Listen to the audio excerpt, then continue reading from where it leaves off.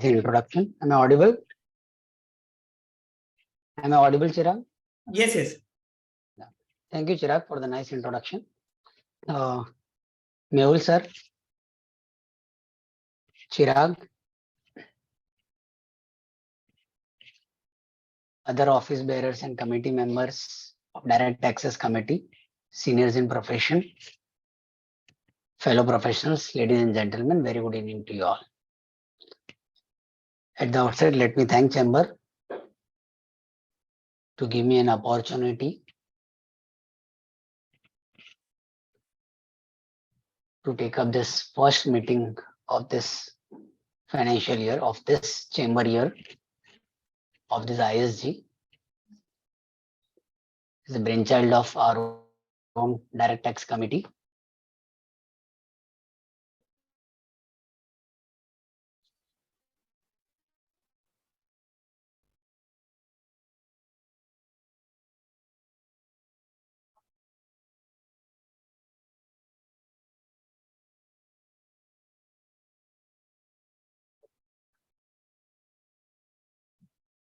So, Just a second. Sure. Am I audible? yes, sir. So as Chirag has discussed, the idea of ISG is to have a detailed analysis of certain recent judgments of High Court and Supreme Court. In this meeting, I have selected mainly 5 Supreme Court judgments, if time permits, to High Court judgment. First, decision of Supreme Court in the case of D.N. Singh, delivered by Justice K.M. Joseph and Rishikesh Roy, on analysis of section 69A.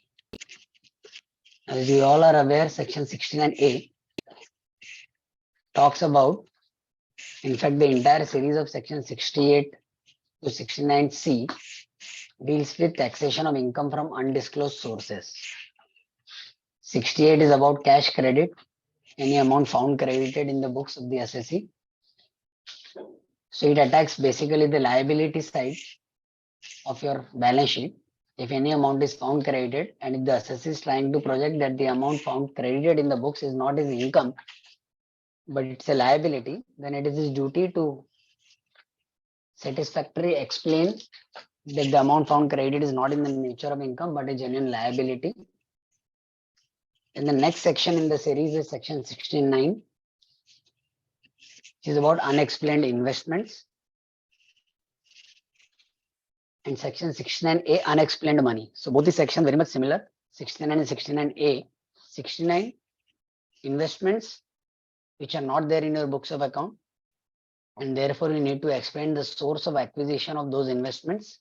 And 69A, where assessee is found to be the owner of money, bullion, jewelry, or other valuable article or thing. So these are basically talking about assets which is acquired by an assessee. So he has to explain the legitimate source of acquisition of those assets.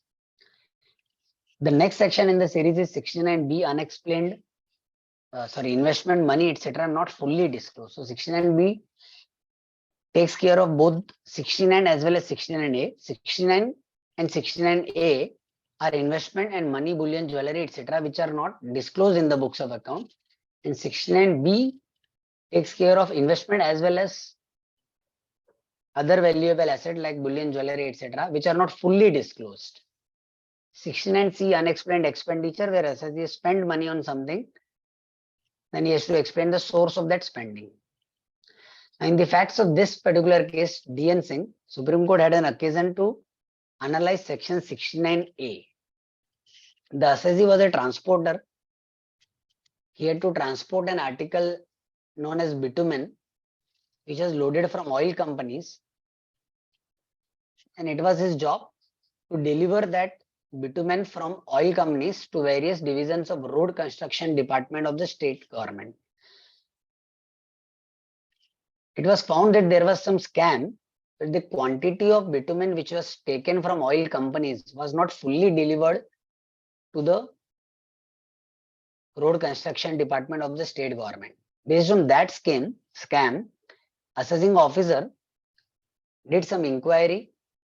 Certain statements were recorded of junior engineers, and on that basis, it was found that the quantity of bitumen which has been short delivered was presumed to be sold by the transporter, that is the assessee. And the value of that bitumen was taxed by the assessing officer under section 69A, that here the owner of an valuable article, bitumen was held to be a valuable article by the assessing officer, and that amount was taxed under section 69A. In the first appeal, the addition was deleted. It was reversed by the tribunal.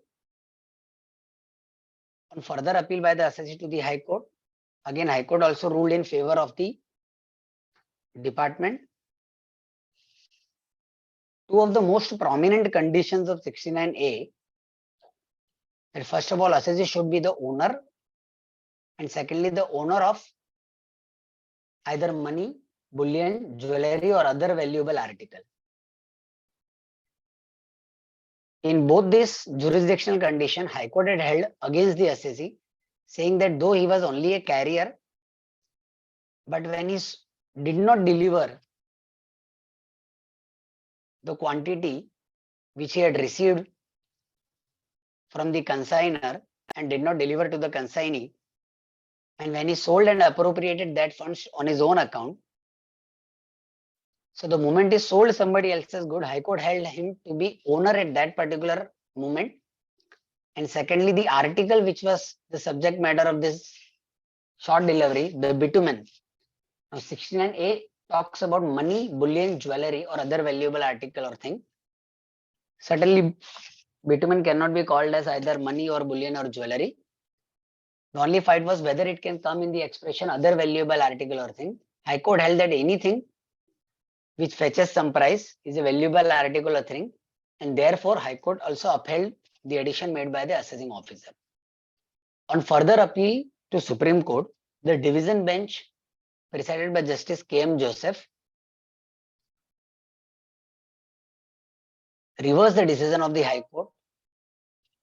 Justice Rishikesh Roy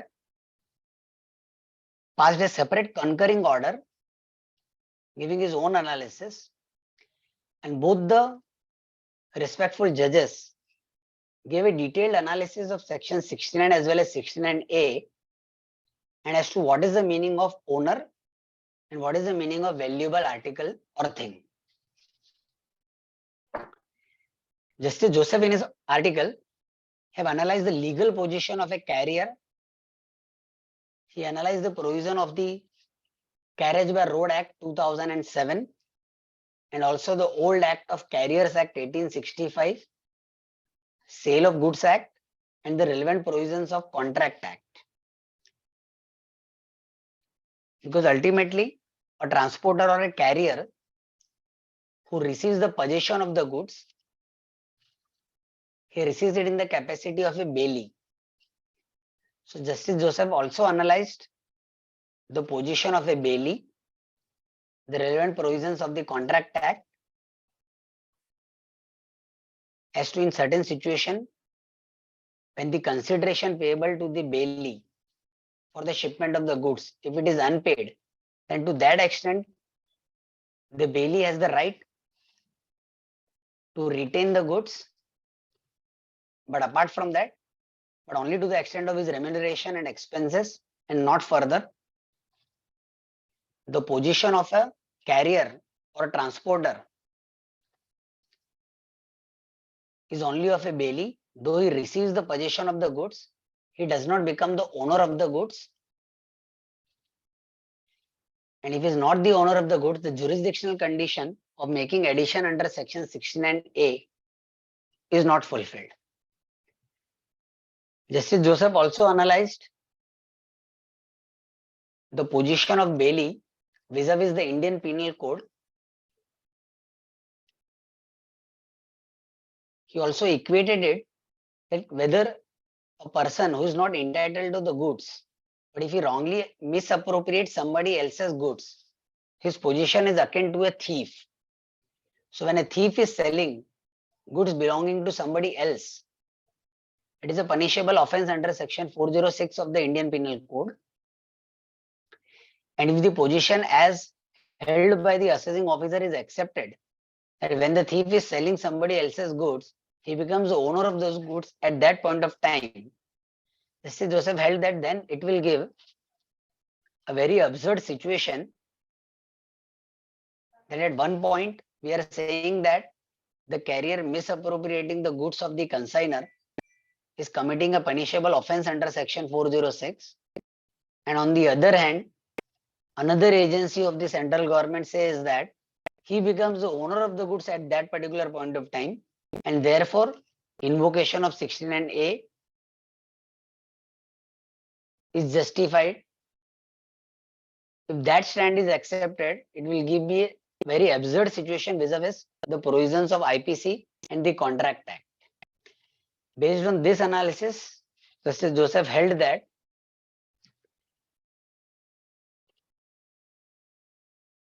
the carrier who is misappropriating the goods of the consignor cannot be considered to be the owner of the goods.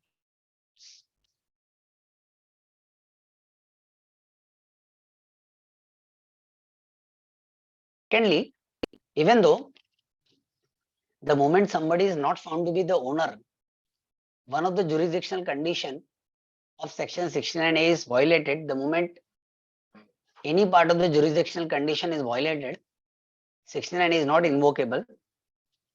However, his lordship went further to also analyze whether bitumen is other valuable article. And very interesting analysis has been done by both the judges. Justice Joseph held that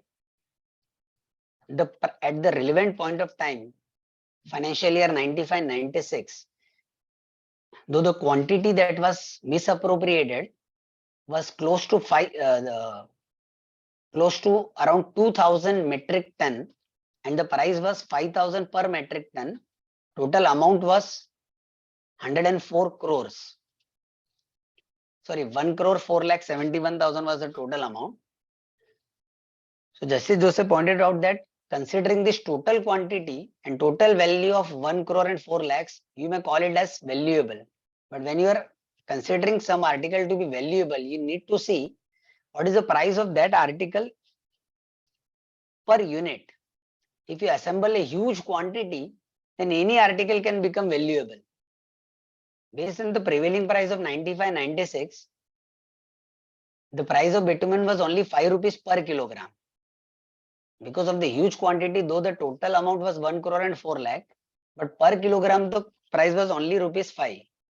And therefore, Justice Joseph held that bitumen cannot be considered to be a valuable article or thing, and therefore even the second jurisdiction condition of section 69A is violated. Justice Rishikesh Roy, who was the part of this bench, passed a separate concurring view, and basically on the point of whether bitumen is a valuable article or thing. Justice Roy has pointed out two principles of interpretation, very well known principle of interpretation. One is the adjustum generis, that words in this section such as money, bullion, jewelry would suggest that the phrase other valuable article which follows those words would justify inclusion of only high value goods. Any other way of reading that phrase, other valuable article or thing, by ignoring the kind of specific goods already mentioned in the preceding part of section 69A, that is money, bullion and jewelry, would be incorrect and would defeat the plain language of the provision. The second principle of interpretation by Justice Roy was the maxim nocitur a sauces, that is, a word is known by its associate. So because the associated words are money, bullion, jewelry, he said that items like silver bar, jewelry, money, that is only high priced item, can be considered to be other valuable article or thing. And even Justice Roy pointed out that whether the value is high value item or not, that need to be seen in common parlance, and you cannot consider a total quantity of articles, value of a total quantity of articles to say that it is a high value item. In fact, he also gave an example and said that to include bitumen, the residual offshoot material during processing of crude oil, and excluding its valuable constituent like petrol, diesel, LPG, aviation fuel, etc., would be an absurd interpretation of the term other valuable article or thing. He also observed that the commonplace items from Kirana store and bitumen are intrinsically dissimilar to the high value items in section 69A. And therefore, bitumen cannot be considered to be other valuable article or thing.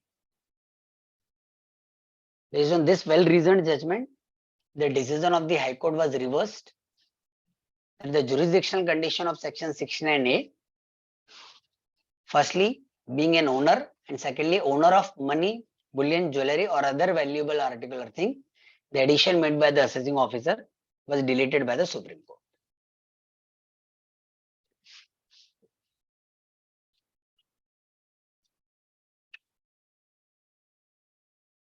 Any view on this particular judgment?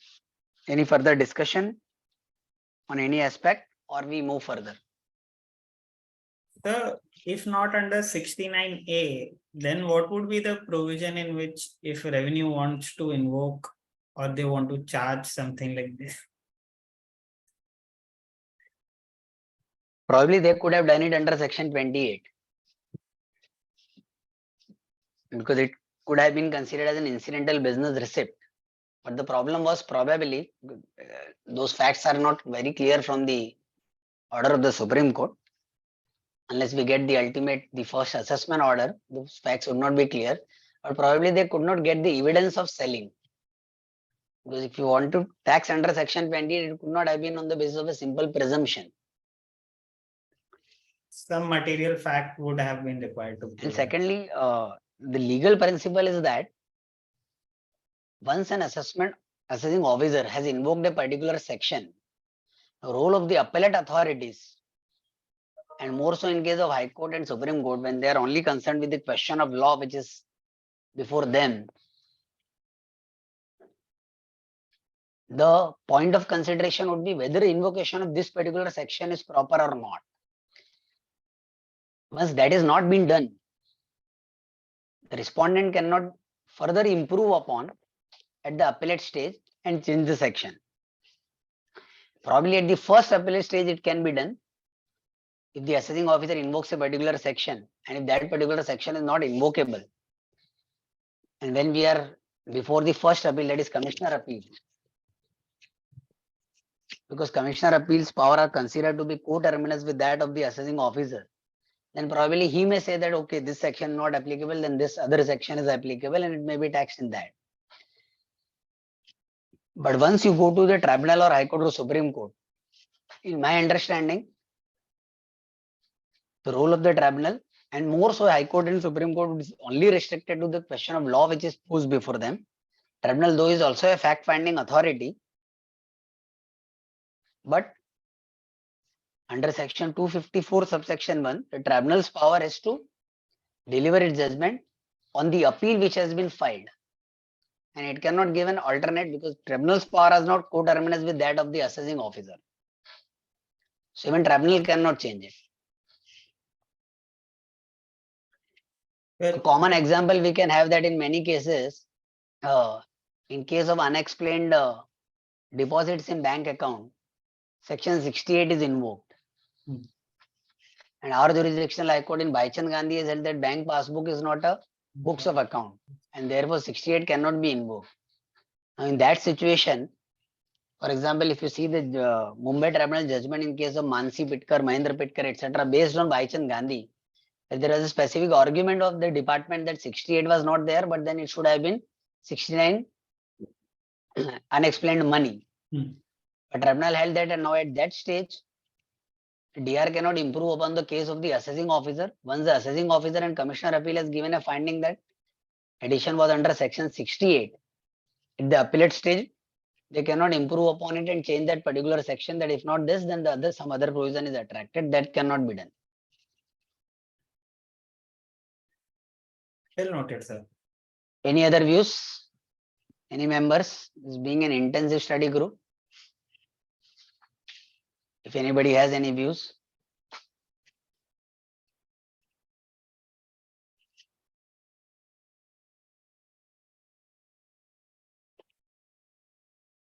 Okay, so we move further. Yes, sir. Second judgment again of Supreme Court in case of US Technologies International, delivered by Justice M.R. Shah and Justice C.T. Ravi Kumar. In this case, there was a default by the assessee about TDS. Tax was deducted at source from various heads like salaries, payment to contractors, professional fees, technical services, rent, etc., which was not deposited on time. It appears from the judgment that though it was deposited, but it was deposited belatedly. Assessing officer invoked section 271C and levied penalty equal to the amount of tax deducted at source and withheld by the assessee without remittance to the department. At all these stages, Commissioner Appeal, Tribunal, as well as High Court,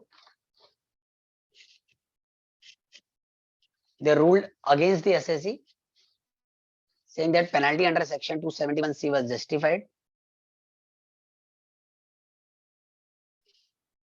So at all three stages of Commissioner Appeal, Tribunal Appeal, High Court Appeal, assessee could not succeed.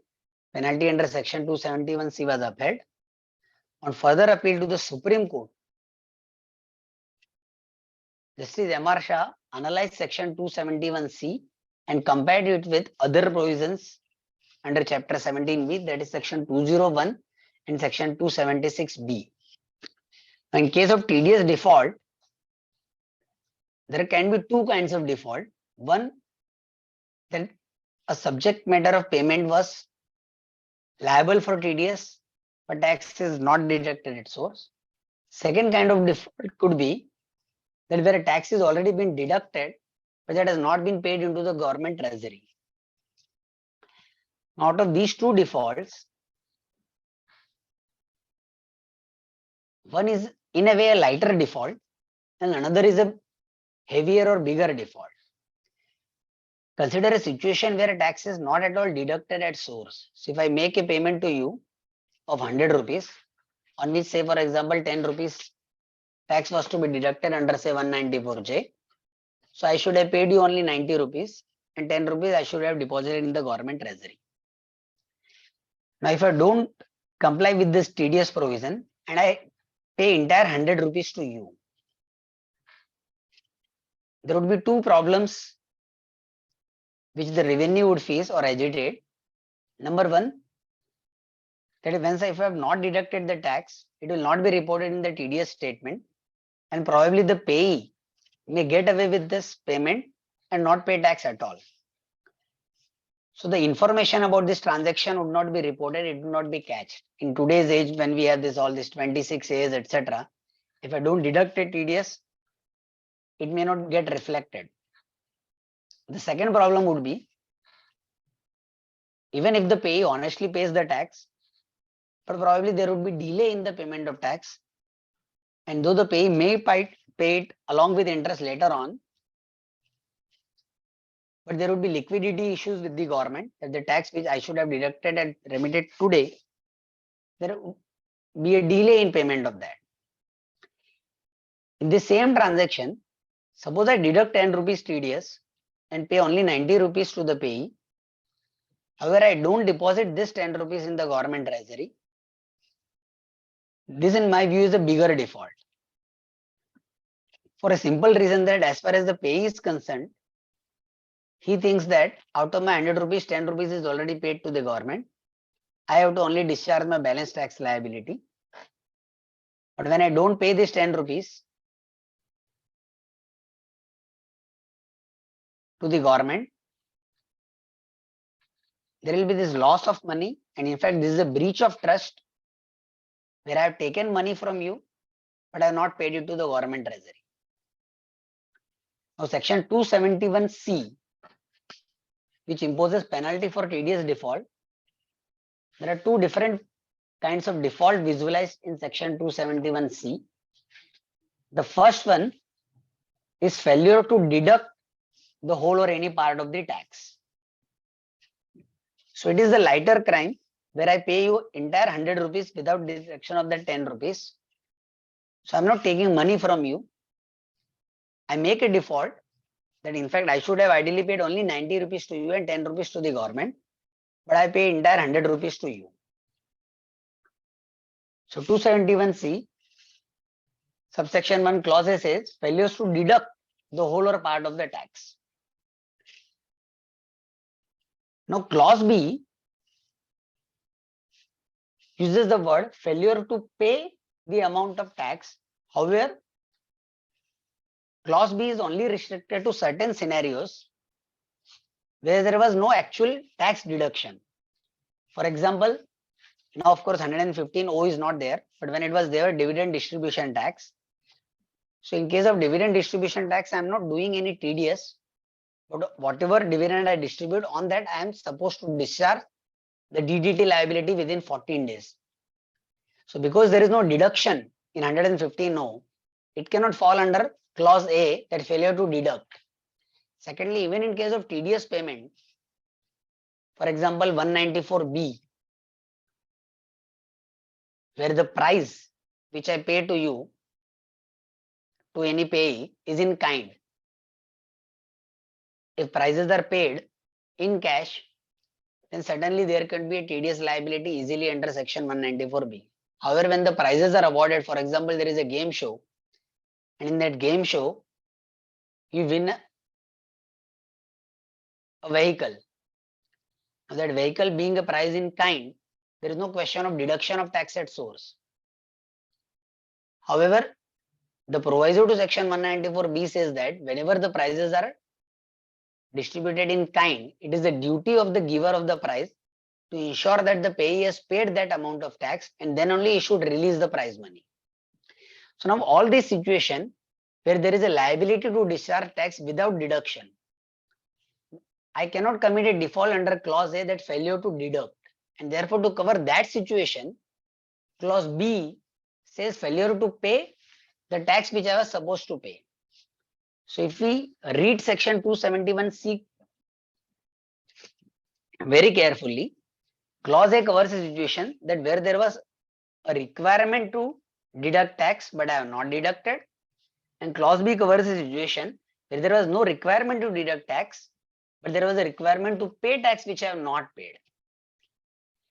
Now consider the third situation, which is not there in clause A as well as clause B, that I have deducted the tax, but I have not paid the tax. Now clause A and clause B are two different defaults under section 271C. Clause A, failure to deduct the tax. Clause B, failure to pay the tax. However, clause A and clause B operate in different scenarios. A is a situation where I was supposed to deduct the tax, which I have not deducted. B is a situation where I was not supposed to deduct the tax, but I was supposed to pay the tax which I have not paid. So B, failure to payment, is only in those restricted situations. If I pay the prize money in kind, clause A cannot apply because there is no duty to deduct the tax. But if I pay the prize money in kind, I have to ensure that that prize money, that tax equivalent to the TDS on that amount, is paid before releasing that prize. That would fall under clause B. But where I am making any monetary payment, where tax is required to be deducted, and I have deducted the tax, there is no default under clause A. Even if I don't pay this tax, there cannot be default under clause A, because the language of clause A is very simple: failure to deduct the whole or any part of the tax. So the moment on a 100 rupees transaction, 10 rupees was liable to be deducted, and I deduct that 10 rupees, irrespective of that, whether this 10 rupees is paid to the government treasury or not, there is no default under clause A of section 271C. There is also no default under clause B of section 271C, because clause B is only in the situation of 115, 194B, 2-3 sections where the release of the payment is in kind.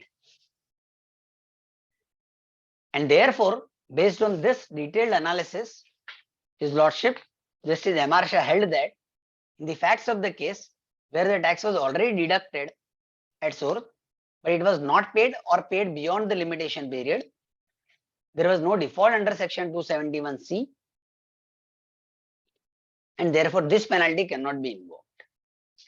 Though this actually is a bigger default, there is a breach of trust where I retain some part of the amount from your money and don't pay to the government treasury. But for that, there are different consequences. If we read section 201, in subsection 1A, there is an interest liability on this. And in section 276B, there is a prosecution, a criminal offense for failure to pay the tax which has been deducted. So when a separate provision is made for covering this kind of default, if I fail to deduct, 276B doesn't apply, 271C penalty apply. But if I deduct but don't pay, then 271C doesn't apply and 276B will apply. This was the judgment of Supreme Court in case of US Technologies International in the context of 271C.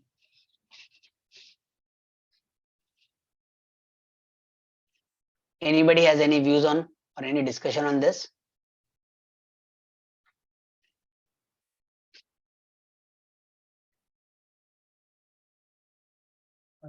Devendra sir, there was this Karnataka High Court decision, Hindustan Lever Limited. It was the similar context only. It specifically said that 2011A penalty cannot be levied if at all there is failure with respect to 194BB. This can be said that this is trying to support it further. Yes, certainly. Certainly. Just a minute. So there are few hands which have been raised. Yes.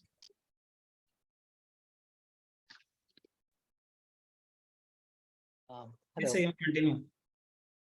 You talked about 3 scenarios. Am I audible? Yes. You talked about 3 scenarios. To start with, you said there is one lighter default and a heavier default. The heavier default, the consequence of the heavier default seems to be a scenario where the consequence on the taxpayer from a monetary standpoint is far lighter than the other scenario where there is a lighter default. No, it is not lighter. How is it lighter? No, I haven't finished. The moment prosecution is initiated under if prosecution is not initiated, monetarily, that is why I was conscious in saying monetarily one has a lighter default. Then it may be lighter. Okay. Just that the consequence is not congruent. There is a little bit of a disconnect, which is what I was trying to understand. Correct. In monetary sense, yes. But once prosecution is initiated, if you count the compounding charges, then monetarily it will compensate. Hello. Haan, Naveen bhai. Sir, here my query is that I have inadvertently deducted the TDS, which I am not supposed to deduct under 194 or any similar section, and I am not paid. Correct. There I am covered. You are not supposed to deduct, but you have deducted. Yeah. But have you paid that money to the deductee at least? No. Then the consequences would be 420 of IPC. No, I am not. Sir, please explain further. I am saying then the consequences would be section 420 of IPC, a case of cheating. No, actually, but no default under income tax. Yeah. So I'll maybe extend this question a little more. Let's look at a scenario where a company is obliged to pay amounts net of taxes, right? Very common in case of cross-border transactions. There could be multiple scenarios where the company is unsure on whether there is an obligation or no obligation. The issue may be contentious. While remitting a view may have been adopted that these payments are not subject to tax. But considering the volatility on financial statements and the risk, the auditor may push the company and the company may concede to creating a provision for taxes, right? Correct. Not uncommon. Can one say that such a scenario also risks prosecution? If you gross up that amount and claim a higher expenditure in your books of account, whatever you paid 100 rupees was net of tax, and you reverse it and then say actually my expenditure is 140, then definitely that 40 rupees is deemed to be deducted by you. So the consequences would follow. If you take up a position that it is not liable to tax, then in your books expenditure should be only 100 rupees, the amount which you have paid. So you're saying the answer will turn on the point of whether I claim a deduction or not of the provision. Yes. If the company chooses to disallow that amount, there should be no adverse consequence. No, not disallowable. I'm saying how much expenditure you are claiming first of all. Whether you booking in the books of account. See, if you are grossing it up, whenever you say that I'm making a payment net of taxes, then the crucial point is how much is your expenditure.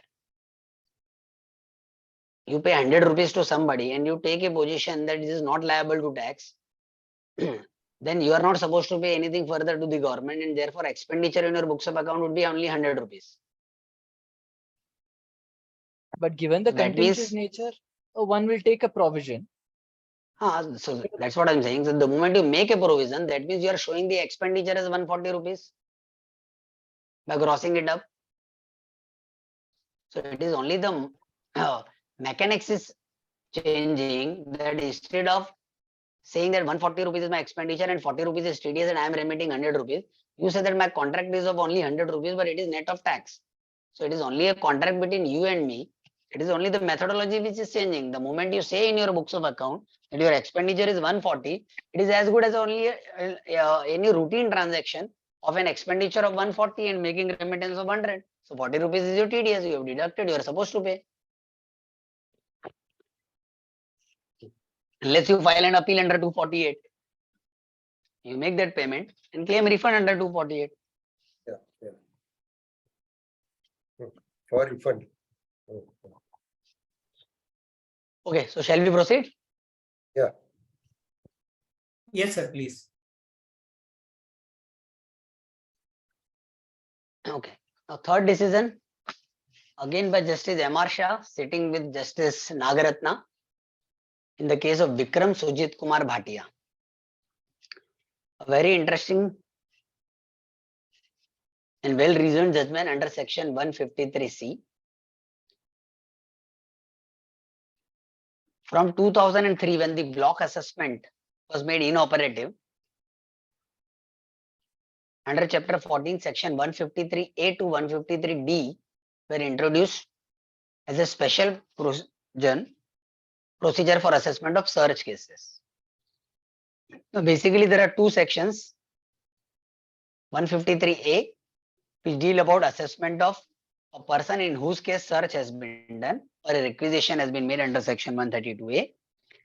And then there is a section 153C, which talks about other person who has not been actually searched, but in case of search, in case of person A, some assets belonging to person B is found, or some books of accounts or other document which gives some hint about undisclosed income of Mr. B is found. So search takes place in case of A, something found which relates to A, no difficulty, you will proceed against Mr. A under section 153A. But when search is with Mr. A, and there you find some material which indicate undisclosed income of Mr. B, then against Mr. B, you cannot directly proceed under section 153A. So the enabling provision is that 153C, is that the assessing officer having jurisdiction over Mr. B can proceed against him in the same manner as he would have proceeded against Mr. A. But prior to invocation of section 153C, there are two jurisdictional conditions. Firstly, the assessing officer of the searched person, in my example Mr. A, should record a satisfaction that the material which has been incriminating material relates to Mr. B, and then assessing officer having jurisdiction over Mr. B should record a satisfaction that whatever is material received from the assessing officer of Mr. A has a bearing on determination of total income of Mr. B. Then he can proceed against Mr. B. Now, whenever a search is undertaken, basically there are two subject matters of search. Because search is an attack on a very valuable right to privacy, and therefore it has to be done with various checks and balances.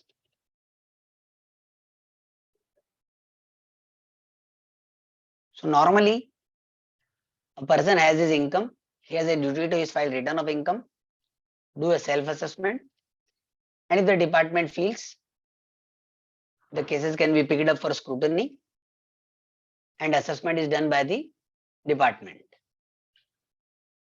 Now, in case of search, what happens is you have an uninvited guest at your place,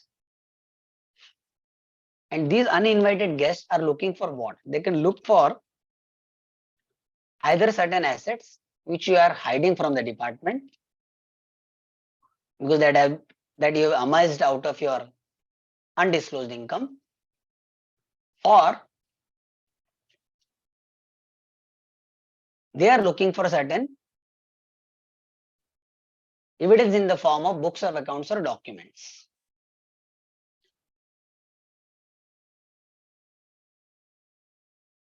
Which will reflect or give hint towards your undisclosed income.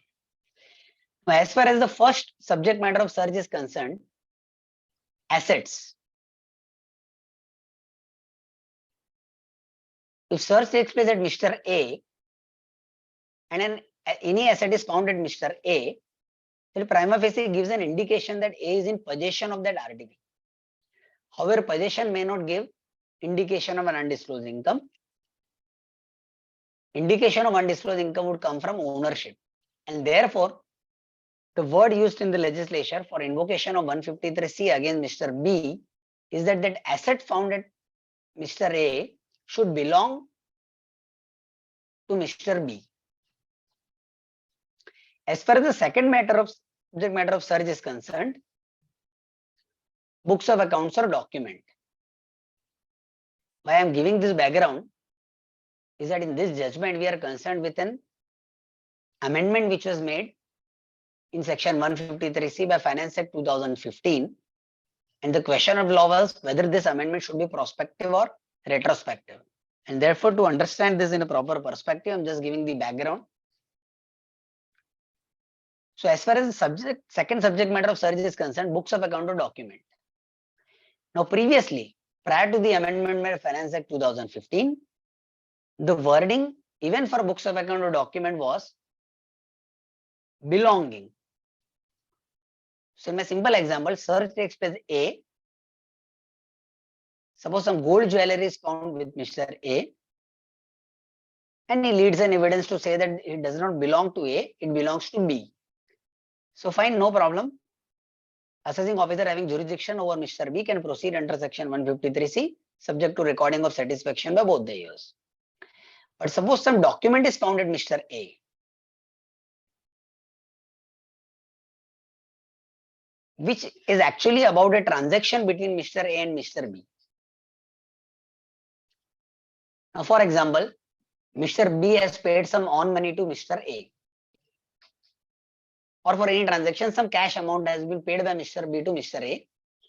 And in the case of search with Mr. A, some MOU is found, which says that Mr. B has paid that cash or on money to Mr. A. Now, question arises, this MOU belongs to whom? whether it belongs to Mr. A or whether it belongs to Mr. B.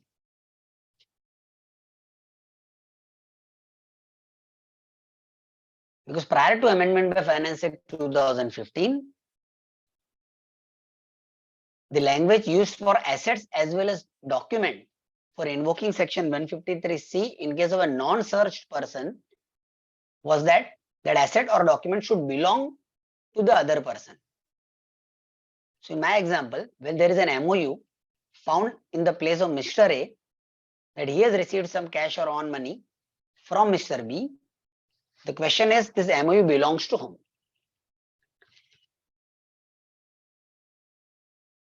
Various high courts had previously held, prominent was Delhi High Court in case of PepsiCo, that where there is a search in case of Mr. A and there is a transaction between A and B, whether it's an original copy or it's a Xerox copy of that MOU, the document which is found in the premises of Mr. A belongs to Mr. A. Now the document may contain a transaction with Mr. B. So the information contained in the document may pertain to or it may relate to Mr. B. However, the document does not belong to Mr. B, and unless this jurisdictional condition of document belonging to some other person is found, 153C cannot be invoked for Mr. B. To override this judgment of the legislature stepped in Finance Act 2015. It amended section 153C with effect from 1st of June 2015 and said that as far as material in the form of books of account or document is concerned, instead of belongs to some other person, the words pertains to were substituted. So after the amendment, if search takes place in case of Mr. A, if any asset is found and if it belongs to Mr. B, then Mr. B can be proceeded with under section 153C. However, if a document is found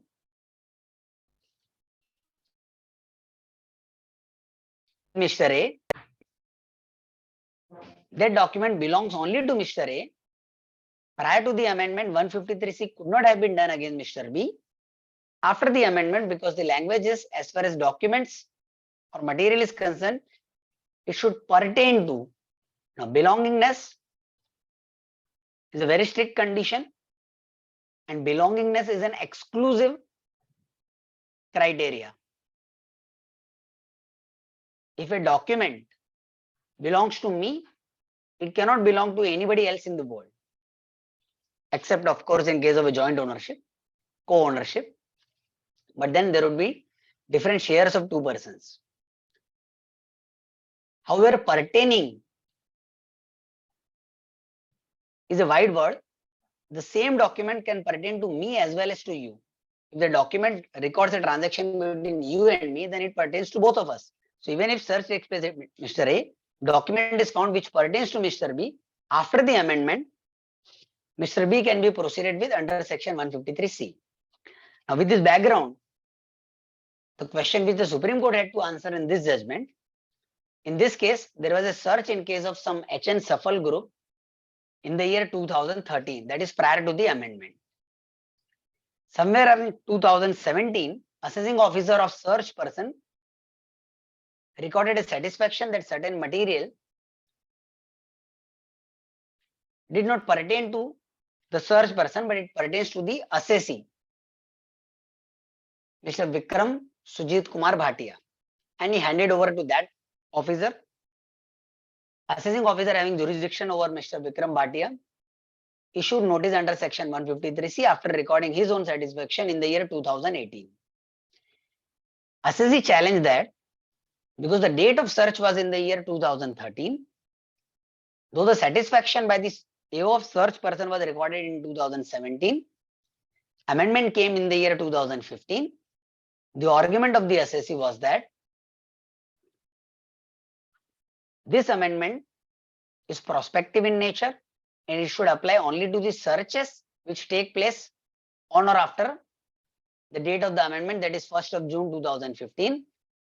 Because in this case, the search was taken place in 2013. They said the pre-amended position should apply, and therefore the material pertaining to the assessee cannot give jurisdiction under 153C. Only material belonging to assessee can give jurisdiction under 153C. This position was accepted by the High Court on further appeal to Supreme Court. In this particular case, Justice M.R. Shah, in a well-reasoned judgment, said that the intention of search is to unearth the undisclosed income, and therefore, even though search takes place in case of Mr. A, who can be proceeded with under section 153A, legislature has made provision in section 153C that if there is some material which leads to discovery of undisclosed income of any other person who has not been searched, then jurisdiction to assess that person under 153C can be assumed. Considering the drawback in the language, that even in case of documents or material, the wording was belonging to the other person, and the interpretation given by the High Court that if it is found in case of Mr. A, it belongs to only Mr. A. Therefore, legislature stepped in to remove this lacuna and change the wordings from, substituted the wordings from belonging to pertaining. Based on a very old judgment of 1952 in case of Shamrao Parulekar versus District Magistrate, Supreme Court held that amendment by way of substitution has the effect of wiping the earlier provision from the statute book and replacing it with the amended provision as if the unamended provision never existed. And therefore, because the words belong were substituted by the word pertain, the effect of this substitution is that in section 153C, the word belong never existed, and from the date of introduction, it should be assumed as if the wordings were documents or other material pertains to other person. Supreme Court has also analyzed that 153C is a machinery provision, and therefore the argument that the amendment in 153C affects the substantive right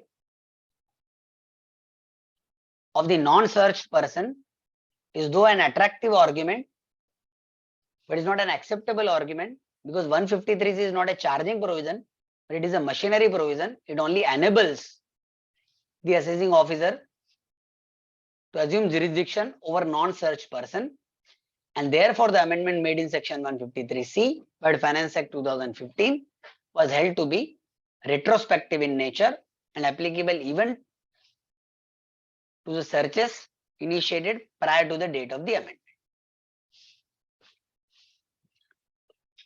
Any views on this?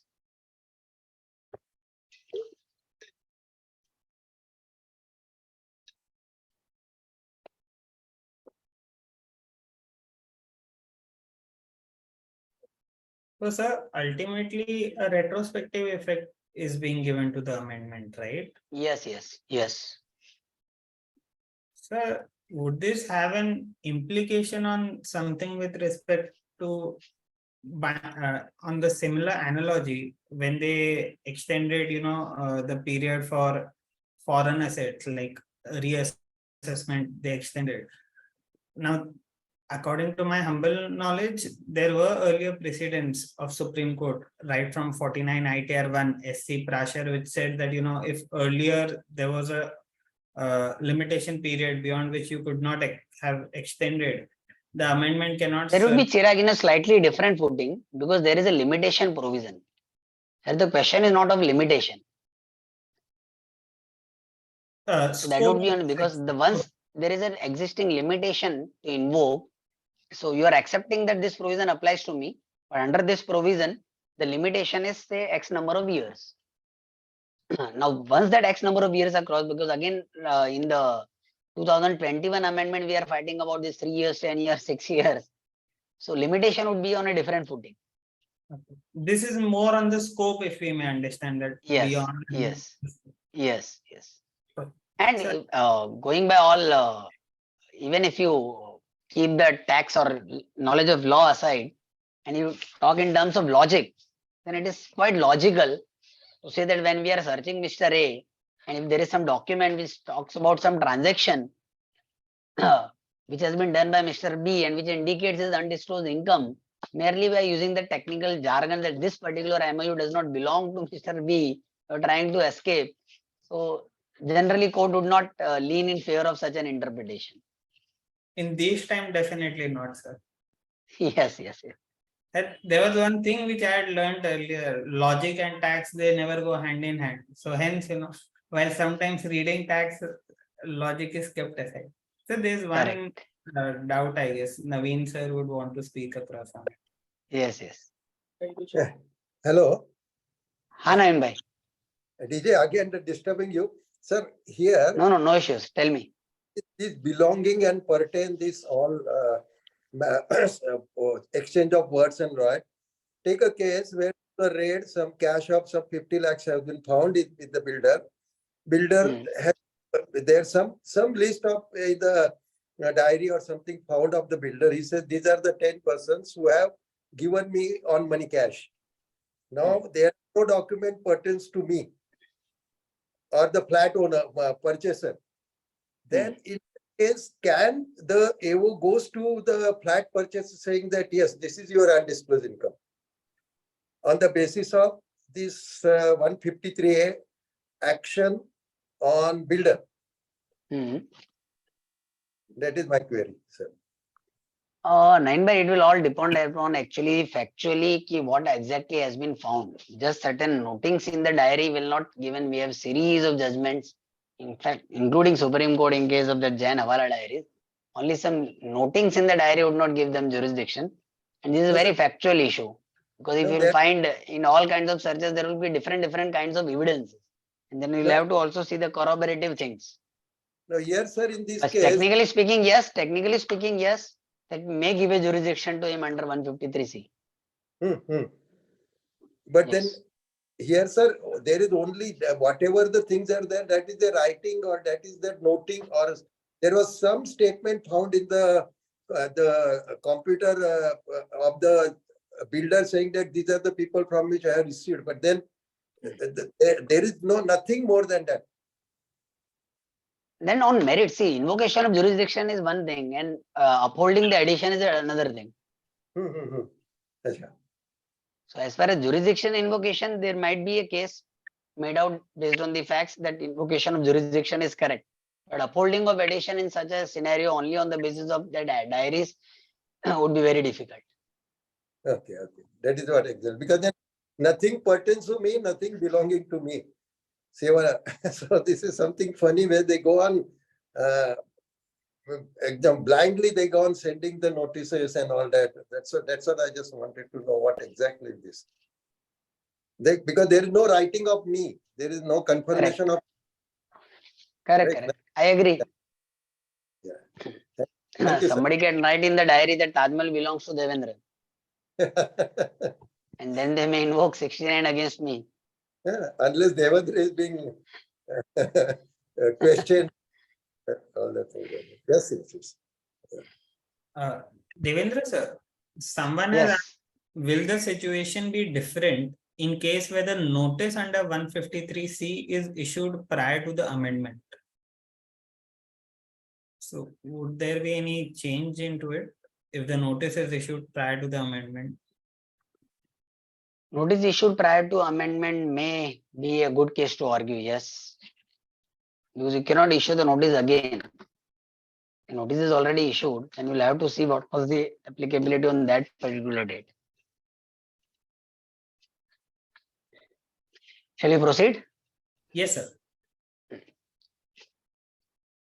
Okay, the next one is a judgment of Bombay High Court, very recent judgment this week only pronounced in case of Karthik Gandhi, challenging the reopening for assessment year 1920.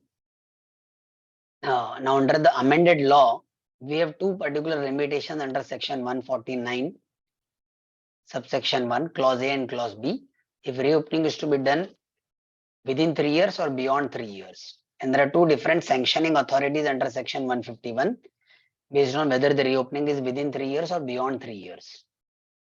If reopening is within 3 years, then we need sanction of a principal commissioner of income tax. If it is beyond 3 years, we need sanction of principal chief commissioner of income tax and some parallel authorities. Now, in this case, assessment year involved was 1920. 148 AB notice was issued in the last week of March 2023, and therefore this was within 3 years.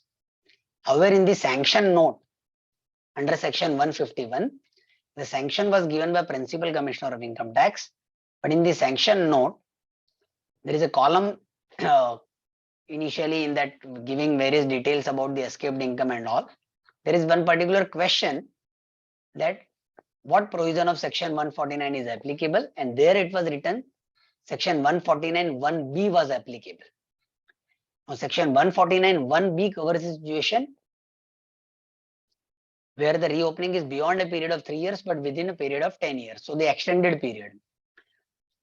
So of course, this extended period would involve further jurisdictional condition that escaped income should be more than 50 lakh represented in the form of asset or expenditure, etc., etc. But here the challenge was on the non-application of mind while granting sanction under section 151, that though this provision actually fell within 3 years, so it should have been mentioned as section 149 1A, but in the sanction it was written as 149 1B. If it is 149 1B, that is beyond a period of 3 years, then sanctioning authority should have been principal chief commissioner of income tax. But here the sanction was given by principal commissioner of income tax, and therefore this argument was made that the sanctioning authority has not even read the material produced before him. It is a total non-application of mind. If he would have read that note which is sanctioning, then either he should have corrected it or sent it to the correct authority for sanction. And based on this non-application of mind, the reopening proceeding was quashed by the Bombay High Court. It's a very recent judgment pronounced on 1st of August 2023. Interestingly, in this judgment, there was also another challenge that the sanction under section 151 was neither manually signed nor digitally signed. Allahabad High Court in case of Vikas Gupta has already held that if sanction is unsigned, neither manually nor digitally, then the sanction is invalid. Same argument was made even in this case.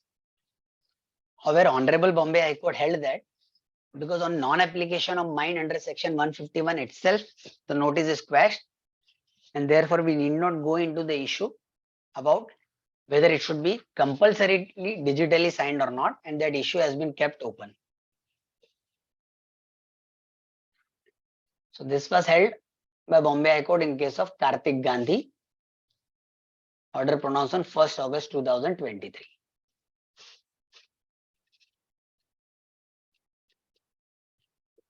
Any thoughts on this?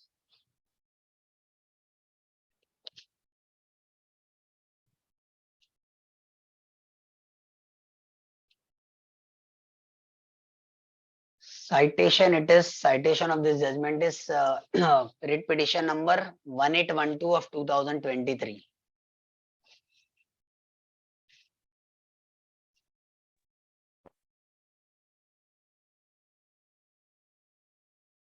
So there is someone called Praveen Rathi, he wanted to speak. Yeah, Praveen ji, please move ahead.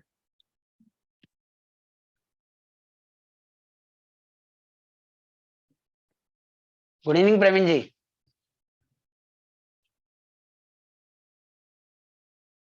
Might be some issue at its end. If he reconnects again, I'll put him. Yes. Meanwhile, we'll proceed. Devendra sir, the decision which you mentioned of Karthik, it is Yes. there are no precedents for this, right? This seems to be setting a precedent, or No, precedents, we have enough precedent in section 151 about non-application of mind. Fair point, sir. So, in fact, even Bombay High Court, we have an old order of Kalpana Arya by Justice Saklecha. That was an interim order. The citing of a wrong section in the sanction note itself is an indication of non-application of mind. So, we have various other judgments also on 151 on, but giving various facets of non-application of mind. Crux is that 151 sanction should be a well-reasoned sanction by applying of the mind. It cannot be a mechanical sanction. Yes, sir. Understood. We can move to the next decision. So next one, again Supreme Court judgment in case of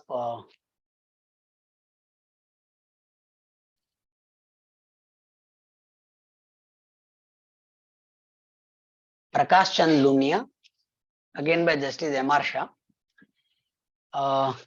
This in fact has set at rest and difficult to comprehend this particular decision. In the facts of the case, assessee was engaged in the business of purchase and sale of silver.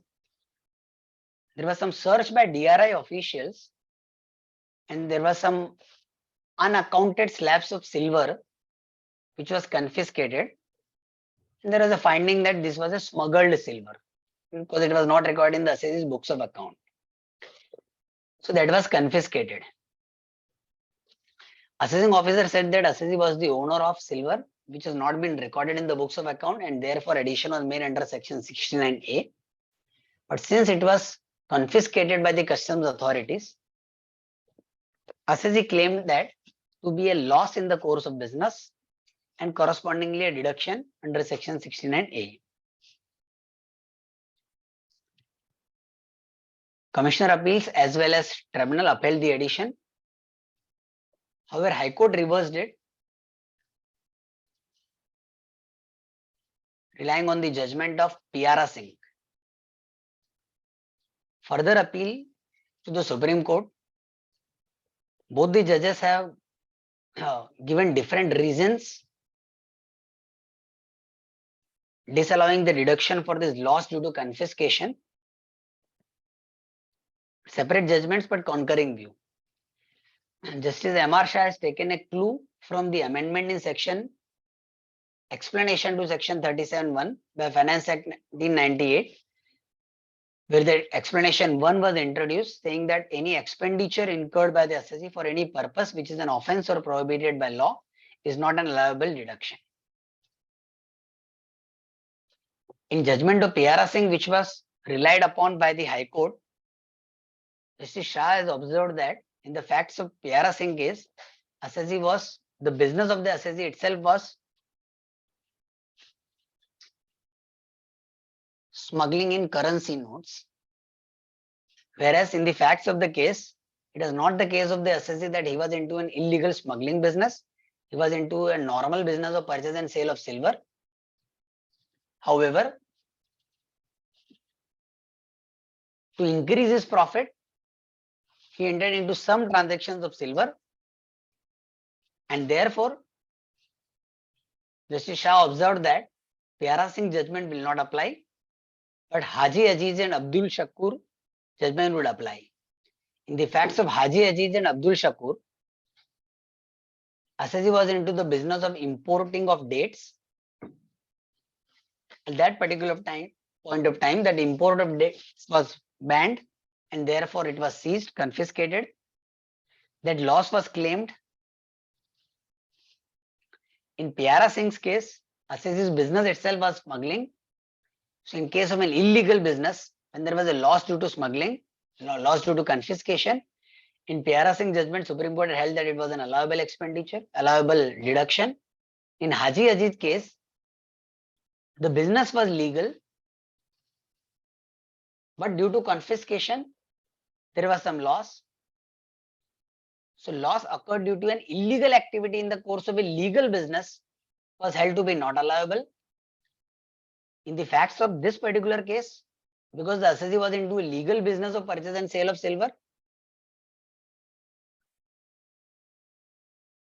Justice Shah observed that it is not covered by Pyara Singh judgment, but it is covered by Haji Aziz and Abdul Shakur judgment, and hence this loss is not allowable. Justice Sundaresh, in a concurrent view, has observed that the explanation 1 to section 37, which has been inserted in Finance Act 1998, would even cover losses.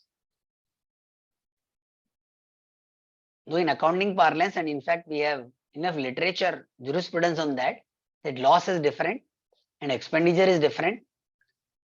Loss is allowable under section 28, expenditure is allowable under section 37.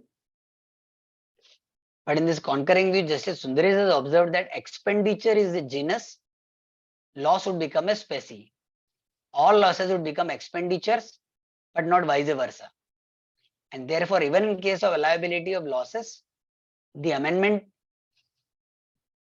to section 37, the explanation 1, which prohibits expenditure in the course of, which is an offense or prohibited by law, would also apply to losses. And therefore, assessee who was into legal business of purchase and sale of silver cannot claim a deduction in respect of loss due to confiscation of silver.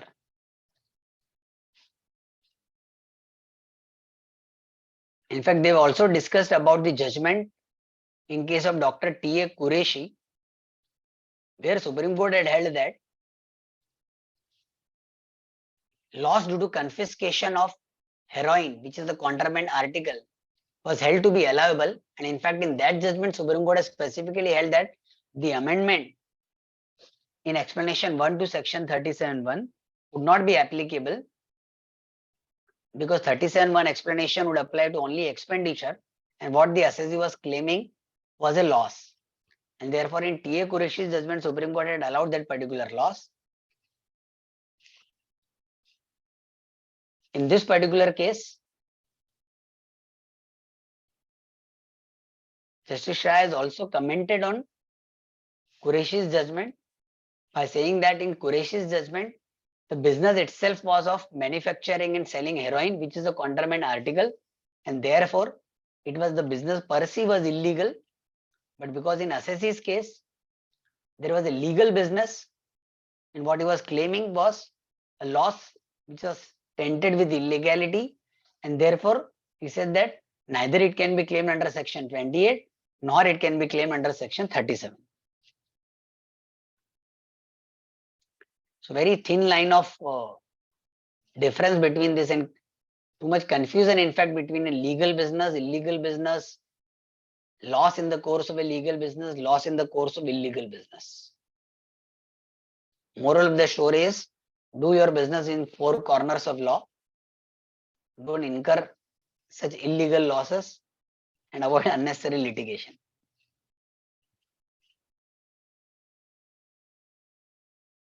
So, Any views on this? sir, they haven't kind of overruled any decision. Nah? They have just kind of distinguished. Distinguished. They explained that this will be more covered by Haji Aziz and not by Pyara Singh. Even they have not overruled T.A. Qureshi. They just said that because the business itself was manufacturing heroin, so that was say different. So they have distinguished per se. Sir, just to ask your thoughts on this. Today, if a person is engaged into a business which might not be legal, let's assume cryptocurrency. So technically, it's not even illegal, but yes, I was about to say that government or RBI has also said it is not a legal tender, which is agreed. We cannot say it is illegal, but I'm just trying to say, going by finance department's view, it seems to be illegal, whereas technically it is not. So no, but Supreme Court has repeatedly said it's not illegal. Currently, yes, till the time bill is not passed, it is not illegal. There is a draft bill in that. Other than cryptocurrencies, taking an example, if something is illegal, if the sale receipts is 100, if the purchase for that is 80, so the profit is 20. In this case, can you say that purchase is an expense, you will disallow that and you will tax entirely on 100, or taxability should be very difficult proposition. Very difficult proposition. See, because what happens again, when you are disputing on about a particular loss, particular expenditure, and Supreme Court answers that particular, because High Court and Supreme Court are bound by only the question of law. Law. So only the question of law was whether this loss due to confiscation would be allowable or not. If that is stretched further to say that none of your expenditure would be allowable, either hit by explanation 1 to 37 or by virtue of these judgments, that then it will be a very difficult proposition that taxing the entire receipt, this will clash with your earlier judgment in case of Badridas, Daga, etc. Then ultimately you have to tax income. Income. And so even Supreme Court in this case has not overruled Pyara Singh. So in Pyara Singh they have said that if the business itself is illegal, then naturally your expenditure and loss will also be illegal, and they have allowed the deduction. So in your example again, when the assuming cryptocurrency, for example, if it is illegal and you are doing that, then your business itself is illegal, so you will be covered by Pyara Singh. So I don't see a difficulty, but again the crux is that you are playing with fire. Yes, sir. Okay, so now we move forward to the decision of Calcutta High Court in case of Balmer, Lorry and Company.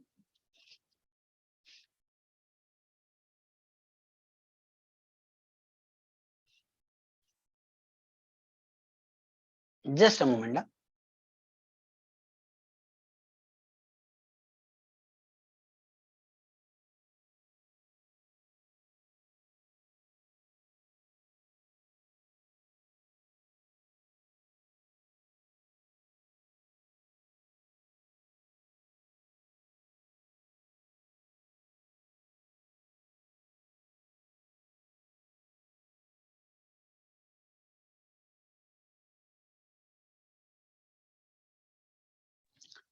Sorry.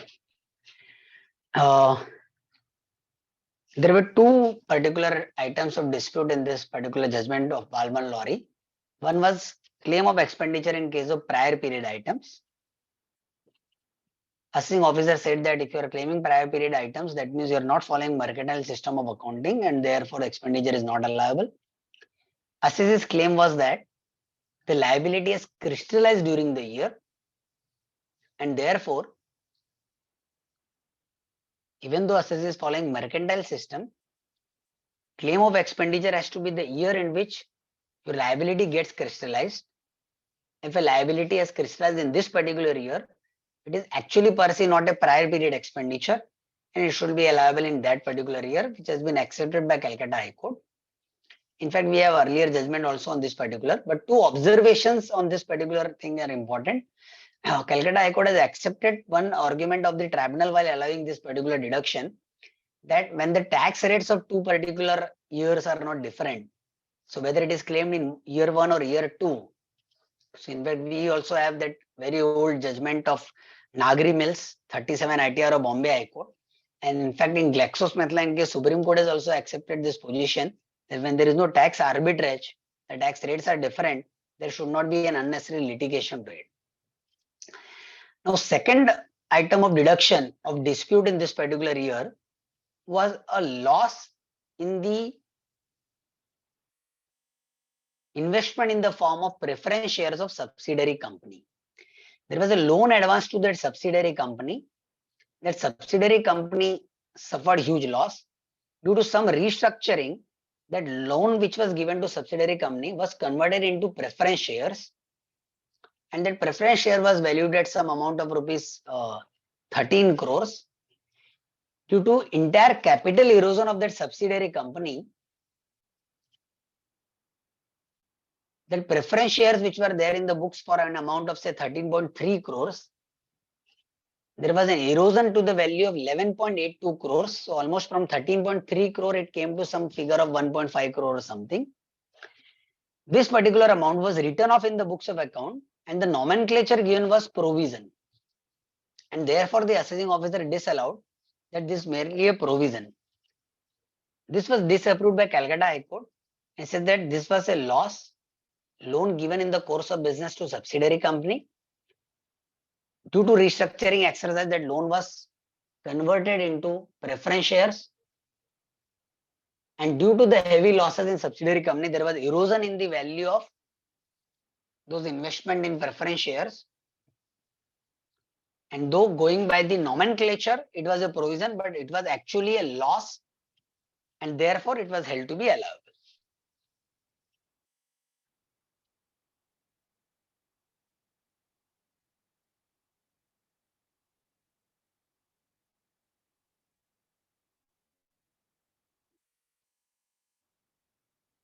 Now we move forward to a last and very interesting decision.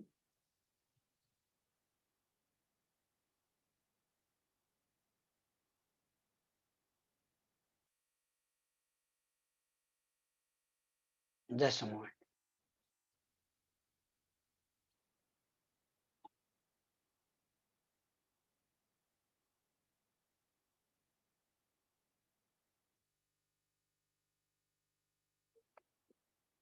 Karnataka High Court judgment in case of Sanat Kumar Murli.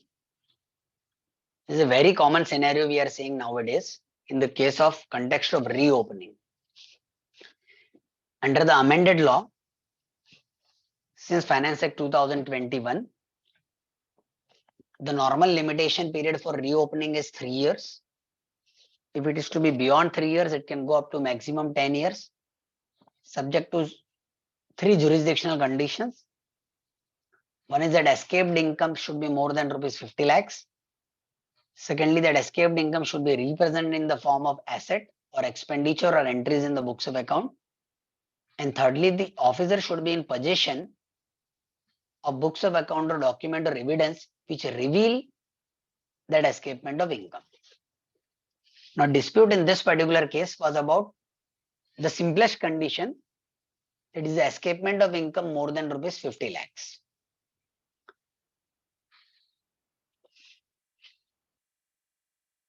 There was some transaction of sale of capital asset for consideration of rupees approximately 55 lakhs, which was not disclosed in the return of income, or probably even the return of income was not filed. So the allegation was that you sold a property for rupees 55 lakhs. The assessment year was 16-17. A reopening notice under 148 AB was issued in March 2023. So undisputedly, it was beyond 3 years. The case of the department was that property sold for rupees 55 lakhs, which is more than 50 lakhs, and therefore it is more than 50 lakh 3 years threshold. So in the extended period of 10 years, this case could be reopened. In response to section 148 AB, SSC gave the calculation of the long-term capital gain. That property was acquired in the year 2011, sold in the year 2015. So the period of holding was more than 3 years. The index cost of acquisition was around 21 lakhs, and therefore the net capital gain was only 33 lakhs. This capital gain 33 lakhs being less than 50 lakhs rupees, the limitation period was only 3 years. Since it was opened after 3 years, it was barred by limitation under section 149.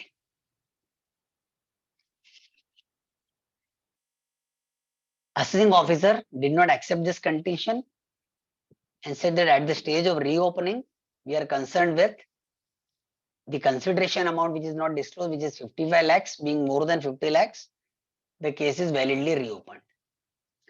This was challenged by way of writ petition before the Karnataka High Court. Karnataka High Court observed that clause B of section 149(1) uses the language income chargeable, which is escaped assessment, income that has escaped assessment. If you may read section 149,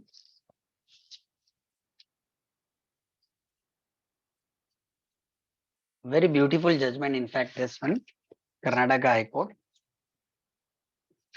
No notice under section 148 shall be issued for the relevant assessment year. And the clause B says, if 3 years but not more than 10 years have elapsed from the end of the relevant assessment year, unless income chargeable to tax represented blah blah blah blah blah which is escaped assessment. So the expression used is income chargeable to tax, which is escaped assessment, amounts to or is likely to amount to 50 lakh rupees or more. So income chargeable to tax, which is escaped assessment, High Court observed that when there is a sale of capital asset, Section 48 provides for the mode of calculation of capital gain. 48 says that in case of a long-term capital asset, the cost of acquisition should be indexed, and it is not the full value of consideration which is chargeable to tax. It is the capital gain which is chargeable to tax, and capital gain is to be computed as per Section 48. And in Section 48, in case of long-term capital asset, the cost of acquisition is substituted by index cost of acquisition. In response to notice under Section 148(1)(b), assessee had given the detailed working of cost of acquisition, index cost of acquisition, and the resulting capital gain of 33 lakhs, which was less than 50 lakhs, and therefore barred by limitation. Argument of the department that income escaped assessment is the entirety of sale consideration of 55 lakhs was not accepted by the High Court. High Court said that a plain reading of Section 48 would provide that the entirety of sale consideration does not constitute income.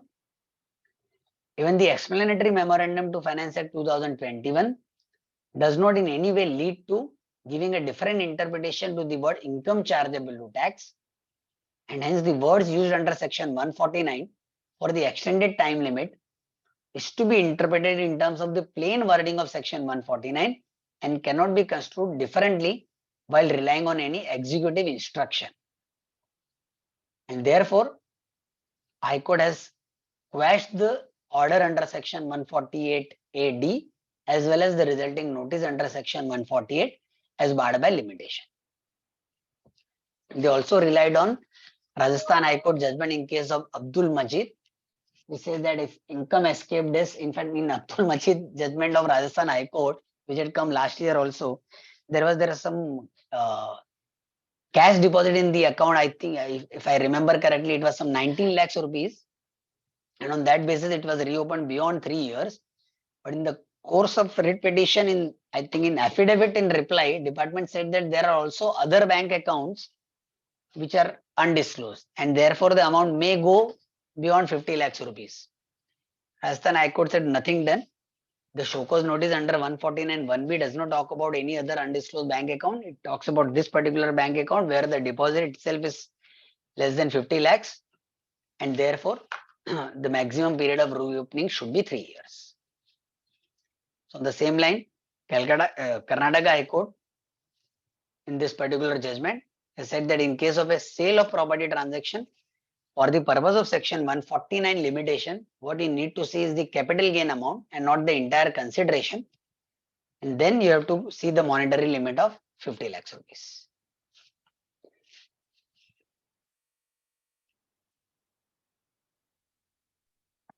I am end up with all my 7 judgments. In If any discussion is needed. Sir, on this particular decision which you mentioned, we have Yes. 195 similar wordings, any sum chargeable to tax, and we have GE Correct. India Technologies Center decision also. Yes. Yes. But in spite of that, in practice, at least what I have seen, when a non-resident sells the property, The language there is any sum, but here it is income chargeable to tax, so which is escaped assessment. So probably that makes a difference. yes, Sir, we have 2 questions. If Yes. you would be able to take them up. Mhm. Yeah. They're in I'll the just chat. Sorry, sir. They are in the chat, question answer. Yes. I'll just read it out to you. Okay. In case loss due to fire of depreciable asset, wherein amount of insurance claim is not certain, is it fine to book loss in year in which insurance claim is actually crystallized?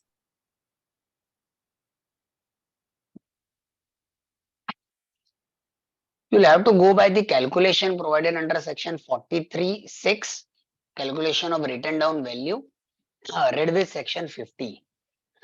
For computation of capital gain, you'll have to go by section 50.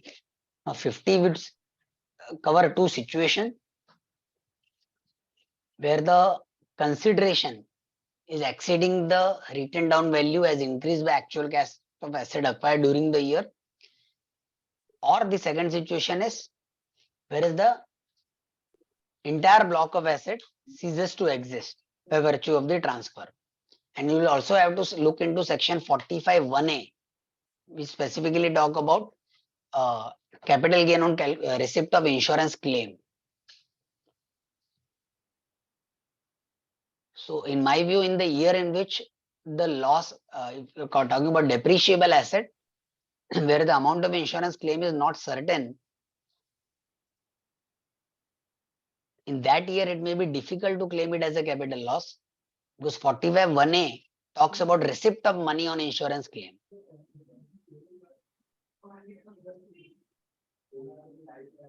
Okay.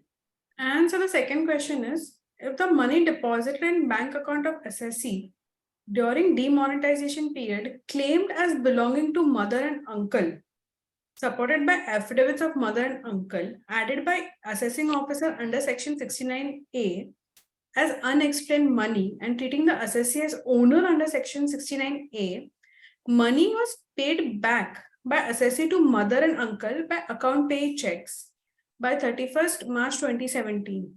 Will this judgment under section 69A be useful to the assessee? See, as far as this bitumen judgment is concerned, they gave a finding that for 69A you need to be the owner. So of course that is a jurisdictional condition.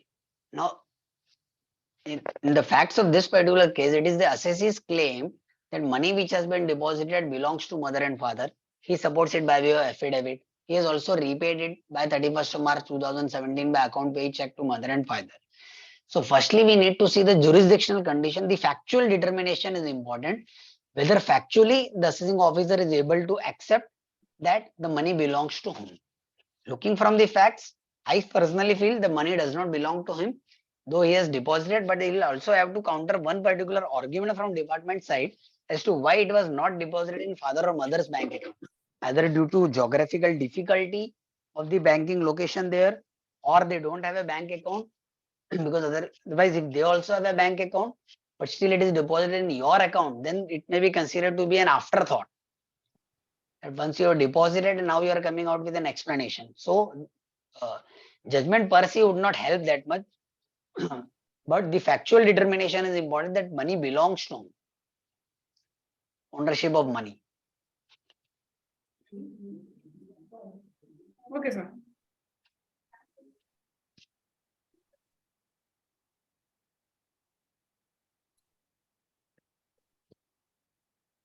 Kitki, Sir, render a vote of thanks to Devendra sir.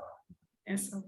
So, sir, on behalf of CTC and on behalf of all the participants, I would like to extend a well-deserved vote of thanks to you.